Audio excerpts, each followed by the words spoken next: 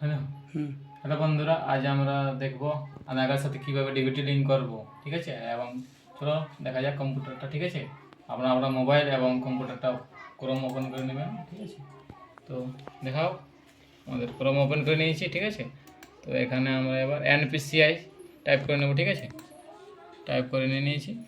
এবার প্রথমে যেটা আসবে অপশান সেটা ক্লিক করছি, ঠিক আছে।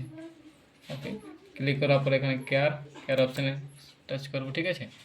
দেখুন এখানে কাস্টমার চলে এলো, ঠিক আছে। এখানে কাস্টমার অপশানে সিলেক্ট করে এখানে ভারত আধার সেটিং আনেবল এখানে ক্লিক করব, ঠিক আছে। চলো দেখা যাক কী হচ্ছে। লোড নিতে টাইম নিচ্ছে। দেখুন এখানে চলে এসছে। দেখুন এখানে অপশানগুলো দেখা যাচ্ছে, account details and Aadhaar maps status, ঠিক আছে। এখানে একবার ক্লিক করব। দেখুন এখানে এন্টার ইওর আধার, ঠিক আছে। এখানে আপনার আধার নাম্বারটা টাইপ করে দিচ্ছি, ঠিক আছে। 2676 হয়ে গেছে, দেখুন, ঠিক আছে। এখান থেকে ক্যাপচার, ঠিক আছে, আপনি ক্যাপচারটা ফিল করে দেবেন, ঠিক আছে। 3601, ওকে। এখানে চেক স্ট্যাটাস এখানে ক্লিক করে দেবেন, ঠিক আছে। আপনার আধার কার্ড নাম্বারে একটা ওটিপি চলে যাবে, ঠিক আছে। দেখুন ওটিপি চলে এসেছে, ঠিক আছে। আমার ওটিপিটা বসিয়ে দেবো, ঠিক আছে। ওটিপি বসানো হয়ে গেছে, কনফার্ম ক্লিক করে দেবো, ঠিক আছে।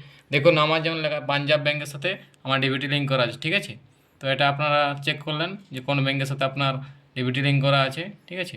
এবার আপনি যদি ডিবিটি লিঙ্ক না করা থাকে কীভাবে ডিবিটি লিঙ্ক করবেন, ঠিক আছে, এটা আমি পরে ভিডিও দেখিয়ে দেবো। আজকে এখানে সমাপ্ত, ঠিক আছে।